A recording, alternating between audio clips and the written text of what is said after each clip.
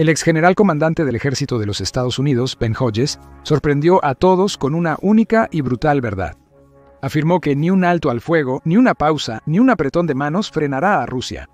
Solo una derrota total e indiscutible lo hará, y está más cerca de lo que se cree. Y Hodges no es el único que cree eso. Hablemos de ello. Antes de comenzar, presentemos a los expertos que nos han dado mucho que discutir. El primero es Ben Hodges, teniente general retirado del ejército de Estados Unidos, con amplia experiencia en liderazgo militar. Hodges sirvió como general comandante del ejército de los Estados Unidos. De 2014 a 2017, supervisó operaciones críticas en Europa y la OTAN. Desde su retiro, Hodges se volvió un analista militar muy buscado. Su profundo entendimiento de la estrategia militar, la seguridad europea y los roles de la OTAN otorgan a sus percepciones una credibilidad inigualables. Compartió sus opiniones sobre la guerra en Ucrania en varias entrevistas, incluyendo la de The Military Show desde Ucrania, la cual dio inicio a nuestra charla actual.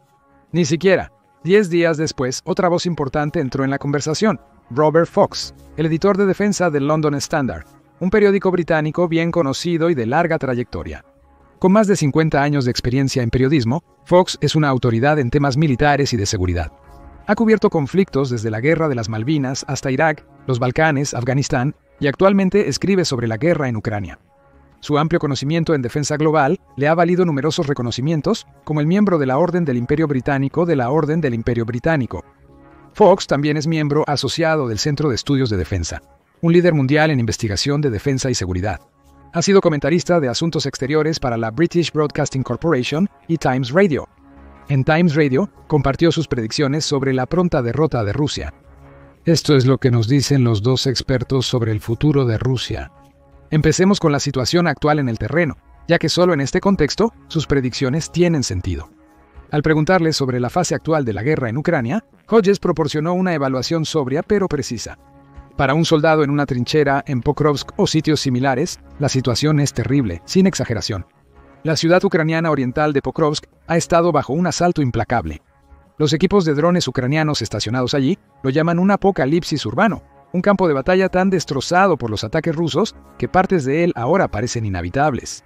En una reciente ola de combates, el frente de Pokrovsk soportó 52 asaltos rusos en un día, con las fuerzas ucranianas apenas manteniendo su posición en los asentamientos circundantes como Kalinova, Lysivka y Tarasivka. Pero no todos los lugares son iguales. Si eres un soldado ucraniano en la dirección de Kursk, las cosas parecen un poco mejor, agregó Hodges, insinuando el sorprendente avance de Ucrania a través de la frontera hacia Rusia a finales de 2024. En cierto punto, las tropas ucranianas dominaban más de 869.2 kilómetros cuadrados en Kursk, una estrategia para obstaculizar la logística rusa y generar presión.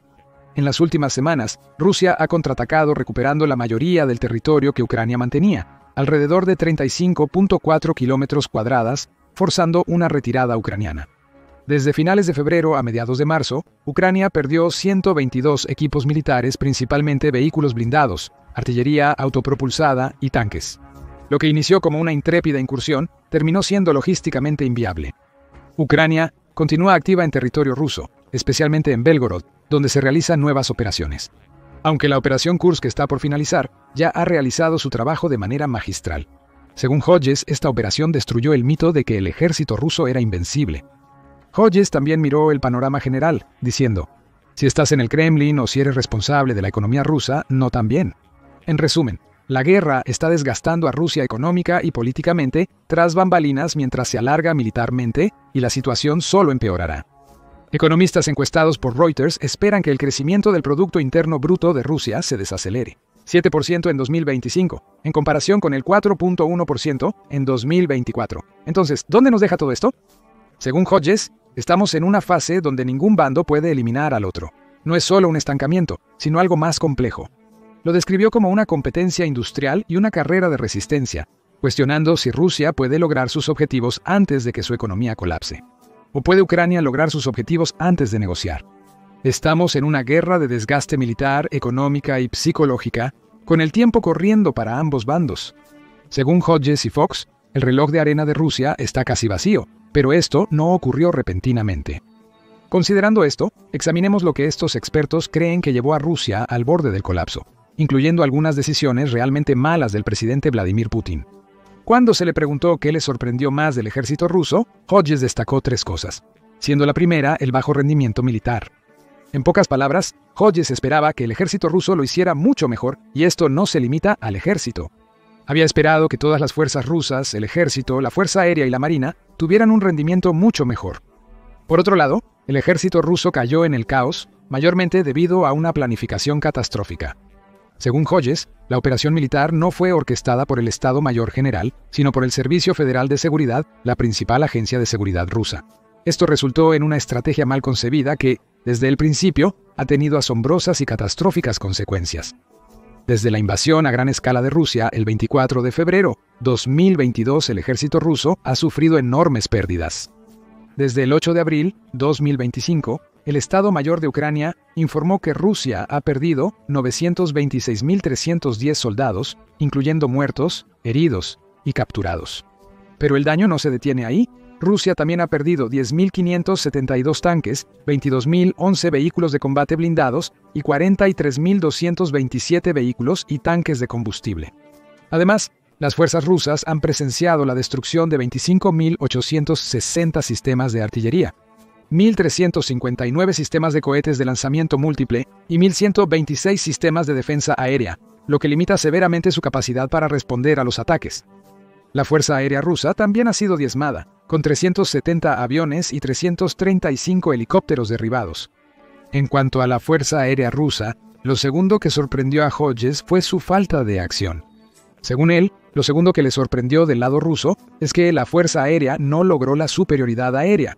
Este enorme fracaso, según Hodges, ha demostrado ser una de las mayores deficiencias de la estrategia militar rusa.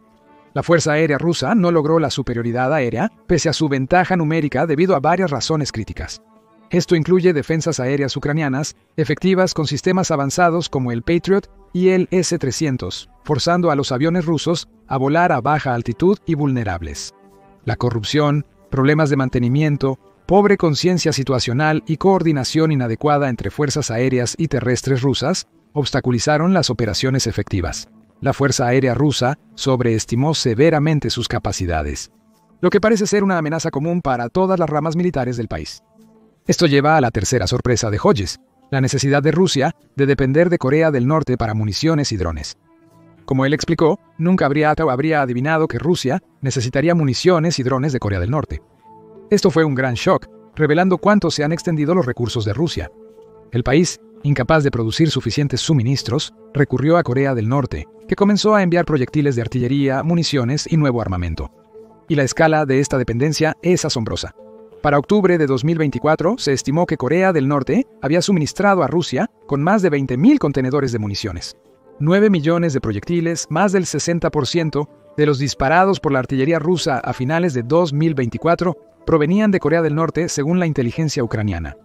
Corea del Norte no solo envió armas, sino que una de las decisiones más extrañas del Kremlin durante esta guerra fue el despliegue de tropas norcoreanas. Según Hodges, Rusia probablemente necesitaba más soldados, especialmente personas ya entrenadas en cierta medida. Según él y las estimaciones oficiales, Corea del Norte proporcionó unos 12.000 reclutas a Rusia. Sin embargo, el despliegue de estas tropas resultó ser una decisión ineficaz y costosa. Hodges detalla las consecuencias de esta acción. El problema es que los soldados norcoreanos son utilizados como carne de cañón, sufriendo enormes bajas. Los oficiales ucranianos describieron las tácticas de las tropas encontradas como las usadas por sus abuelos en la Guerra de Corea, usando estrategias obsoletas e ineficaces como cargar por campos abiertos. Recordando las tácticas de la Guerra de Corea de los 1950, este tipo de combate no solo está obsoleto, sino que es muy ineficaz contra un oponente moderno y bien equipado como Ucrania. Sin embargo, el uso de tropas norcoreanas refleja la difícil situación de Rusia. Era obvio entonces y ahora que el país se está quedando sin recursos, tanto en términos de armamento como de capital humano. La desesperación de Rusia por tropas, al punto de recurrir a Corea del Norte por ayuda, incluso enviando fuerzas mal entrenadas, destaca lo defectuosa que se ha vuelto su estrategia militar. Con las tropas rusas sufriendo pérdidas catastróficas, la capacidad de Putin para mantener un esfuerzo de guerra prolongado está cada vez más en duda. A estas alturas, la predicción de Hodges y Fox sobre el futuro de Rusia probablemente ya tenga mucho sentido. Desde el fracaso en lograr la superioridad aérea, sobreestimar sus fuerzas, confiar en tácticas obsoletas, hasta la necesidad desesperada de ayuda extranjera como tropas y armas norcoreanas. Estos son indicios de un ejército en decadencia. Otro signo de un ejército en declive: mentir descaradamente y lanzar amenazas vacías. El misil Ereshnik es el ejemplo perfecto. Putin presentó el misil Ereshnik como un arma hipersónica revolucionaria capaz de superar cualquier defensa. Con una velocidad Mach 10 y múltiples ojivas, sería casi imposible interceptarlo. Afirmó audazmente que el misil daría a Rusia una ventaja decisiva, sugiriendo que podría cambiar el rumbo de la guerra. El Ereshnik resultó ser mucho menos impactante de lo esperado. Expertos militares señalaron que su tecnología se basaba en sistemas antiguos, un mosaico de tecnologías de misiles anteriores, reensambladas con componentes nuevos mínimos. Según expertos, solo cerca del 10% de los componentes del misil son realmente nuevos. A pesar de su velocidad, su precisión es dudosa. No es una herramienta práctica para la guerra convencional, como se vio en el ataque de Dnipro, donde su impacto fue más psicológico que estratégico. Hodges llamó a las grandes promesas de Putin sobre el Ereshnik el último intento del lado ruso de amenazar al oeste con un arma nuclear. Añadió que actualmente nadie cree que Rusia usará armas nucleares, considerando la campaña como un esfuerzo desperdiciado. Putin definitivamente no está preparado para admitir la derrota, sino todo lo contrario. Rusia comenzó su mayor reclutamiento militar en años, convocando a 160.000 hombres de 18 a 30 años. Esta nueva ola de reclutamiento se relaciona con su plan para aumentar el ejército ruso a 2.39 millones de tropas con 1.5 millones sirviendo activamente. ¿Parece este un hombre que aceptará un alto al fuego y se rendirá? Definitivamente no. La escalada de Putin, tanto en movilización militar como en retórica, muestra su total compromiso de seguir adelante sin importar el costo. Esto nos lleva a la predicción de Hodges sobre el futuro de Rusia. Al preguntarle cómo detener el militarismo ruso, fue directo al grano. La solución, tal como la veía Hodges, era simple: derrota. En sus palabras, tienen que ser derrotados. Si no son derrotados, entonces esto continuará. Habrá otro Putin después de este, o alguien similar. La reforma en Rusia solo llega tras ser derrotados finalmente en un conflicto. Y no deberíamos tener miedo de eso. No deberíamos preocuparnos por, oh Dios mío, ¿qué sucede? Siguió recalcando que vencer al militarismo ruso era vital no solo para Occidente, sino también para los rusos. Para el bienestar de Rusia y Europa, deben ser derrotados. Tal vez se puedan realizar reformas dentro de Rusia. Eso beneficiaría a 140 millones de personas en lugar de lo actual, donde solo 1 millón se beneficia de toda esa riqueza. ¿Qué implica esto para el futuro de Rusia? A menos que sea derrotada de manera decisiva, el ciclo de militarismo continuará. Las acciones de Putin reafirman la necesidad de este desenlace. La buena noticia es que la predicción de Hodge no es un futuro lejano, sino que está en el horizonte. Cada paso en falso, cada fracaso de la estrategia rusa, cada grieta en su armadura, está llevando a esta conclusión inevitable. El fin del militarismo ruso está más cerca de lo que puede parecer.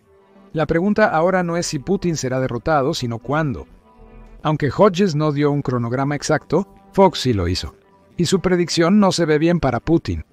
Según Fox, Putin cree que puede seguir adelante mientras su amigo esté en la Casa Blanca. Pero, ¿por cuánto tiempo? Creo que en unos meses, para el verano, llegaremos a un punto de decisión. No es mucho tiempo en absoluto. La oportunidad de Putin para progresar se agota velozmente. Su hora de rendir cuentas se aproxima. Reflexiona sobre ello. El hombre que se ha aferrado al poder, amenazando al mundo con armas nucleares y empujando a su ejército al límite, solo le quedan unos meses antes de que todo se derrumbe. Para el verano, podríamos ver el comienzo del fin de su reinado, juego terminado para Putin. Sin duda, hay un hombre que podría cambiar este rumbo, y su nombre es Donald Trump. La relación entre Trump y Putin es compleja, pero en los últimos meses se perciben como aliados en ciertos aspectos. Por eso Fox llamó a Trump el amigo de Putin en la Casa Blanca. Putin ve a Trump como su boleto potencial a una nueva posición global, una escapatoria del estado decadente de la economía y la sociedad de Rusia, con la esperanza de que Trump pueda cambiar las relaciones internacionales en su beneficio. Según Fox, Putin desea ser considerado un socio igualitario de Estados Unidos, no un suplicante. El deseo de Putin de evitar la humillación es central en su visión del mundo y ambiciones. Trump, por su parte, a menudo se ha posicionado como un líder que busca la paz y el fin de las guerras. Incluso expresó interés en recibir un premio Nobel de la Paz por dichos esfuerzos. Sin embargo, Fox señala la diferencia en lo que cada líder ve como una victoria. Desde la perspectiva de Trump, un acuerdo que evite una mayor escalada o pérdida de vidas podría considerarse un éxito. Pero para Putin, una victoria está más vinculada a su habilidad de presentarla a Rusia de forma que evite la humillación. No puede permitirse hacer la paz a menos que se presente como una victoria para Rusia. especialmente tras las numerosas pérdidas rusas en el conflicto. La tensión entre el deseo de Trump por una resolución rápida y la necesidad de Putin de una narrativa triunfal crea una dinámica volátil. La propuesta de Trump podría no ser tan simple como él piensa. La negativa de Putin a ceder sin una victoria podría prolongar el conflicto más de lo esperado o finalizarlo abruptamente. Después de todo, Trump no es precisamente conocido por seguir las reglas o esperar el momento adecuado. La toma de decisiones impulsiva y errática de Putin podría forzarlo a un rincón donde no tenga más opción que hacer un trato. Y digamos que la guerra en Ucrania termina así, con un alto al fuego y no con la derrota de Putin. Un alto al fuego en Ucrania sería una solución temporal en el mejor de los casos y no resolvería el conflicto de manera definitiva. Las consecuencias de este resultado podrían moldear el futuro de maneras para las que quizás no estemos listos. Fox se mostró escéptico sobre un alto al fuego a corto plazo en su evaluación. Putin no está en serio sobre un alto al fuego a corto plazo, solo está ganando tiempo para construir impulso para sus fuerzas, particularmente con unidades blindadas, afirmó. A medida que se acerca el verano, un alto al fuego es improbable en el futuro inmediato, ya que la estrategia de Putin es mucho más agresiva y persistente. En caso de un alto al fuego, garantizar la seguridad de Ucrania se vuelve primordial. Aunque algunos pueden ver a los cascos azules u observadores internacionales como solución, Hodges afirmó que la única garantía de seguridad confiable es pertenecer a la OTAN. Señaló que Finlandia y Polonia, con vecinos hostiles, han construido sistemas defensivos formidables y fuerzas de reserva listas para movilizarse rápidamente. Para Ucrania, una estrategia defensiva similar a largo plazo será crucial. Sin la protección de la OTAN, Ucrania quedará expuesta a nuevas agresiones. La idea de arreglos de seguridad alternativos, como las misiones de paz de la Organización de las Naciones Unidas, no es práctica. Según Hodges, las fuerzas de paz necesitarían estar equipadas para actuar con fuerza, no solo observar. Porque el historial de Rusia de violar acuerdos es bien conocido. Destacó que tal fuerza debería tener soldados reales con capacidad autorizada para tomar medidas cuando Rusia viole el alto al fuego. Hodges afirmó que cuando Rusia viole el alto al fuego, no si lo hace. Su elección de palabras refleja la fragilidad de cualquier acuerdo con un país como Rusia. Un país que ha violado y abolido repetidamente los acuerdos de alto al fuego de Minsk, apenas 2 días antes de invadir Ucrania a gran escala. Hodges fue claro sobre el futuro de Ucrania en la OTAN, dado el pobre historial de cumplimiento de promesas. Él cree firmemente que Ucrania debería ser miembro, para su propia seguridad y la estabilidad de toda la región. Creo firmemente que Ucrania debería unirse a la OTAN, destacando el impulso que las fuerzas ucranianas aportarían a la industria de defensa de la alianza. La entrada de Ucrania en la OTAN fortalecería la seguridad europea al proporcionar una fuerza militar grande y experimentada y una industria de defensa en crecimiento. Descartó los temores de una guerra entre la OTAN y Rusia, señalando que Rusia no puede derrotar a Ucrania. Con un apoyo occidental limitado, sería ilógico suponer que podrían enfrentarse a todo el poderío militar de la OTAN. Aunque algunos países de Europa occidental podrían sentirse incómodos, Hodges sugirió que Ucrania podría seguir el mismo camino que Polonia después del conflicto, cambiando percepciones y cumpliendo con los estándares de la OTAN, ganando así el apoyo de miembros clave. Si la membresía de la OTAN no es inmediata, la coalición de los dispuestos debería intervenir para ofrecer apoyo. Fox expresó frustración con la coalición existente, considerándola más un espectáculo diplomático que una solución práctica. Advirtió que una coalición de países indecisos no brindaría la presencia necesaria para mantener la paz y hacer cumplir los acuerdos. Las naciones más pequeñas y capaces, como los países bálticos y Noruega, están siendo más proactivas en su enfoque, señaló. Pero también enfatizó la importancia del pensamiento estratégico, sugiriendo que la OTAN y sus aliados necesitan prepararse para el peor de los casos. Planificar para el posible colapso del ejército de Ucrania o un cambio diplomático, como un acuerdo entre Putin y Trump, dejando a Europa vulnerable. Después de las recientes filtraciones, todos conocemos la opinión de la administración Trump sobre Europa. Creemos que las palabras utilizadas fueron parásitos y patéticos. Con tantas piezas en movimiento, el futuro de la guerra en Ucrania sigue siendo incierto. Sin embargo, una cosa definitivamente ha permanecido igual. A pesar de las repetidas predicciones de los expertos sobre el fin del régimen de Putin, este sigue en pie más de 3 años después de la invasión. Esta vez es distinto. ¿La creciente presión militar y diplomática finalmente llevará a su derrota? ¿O Putin seguirá usando todas las herramientas disponibles para avanzar, manteniendo el statu quo? Las respuestas a estas preguntas determinarán el futuro de Ucrania y la seguridad y estabilidad de Europa en los próximos años. Queremos conocer tu opinión en los comentarios. ¿Crees que este es el principio del fin para Putin o apenas comienza? ¿Qué piensas al respecto?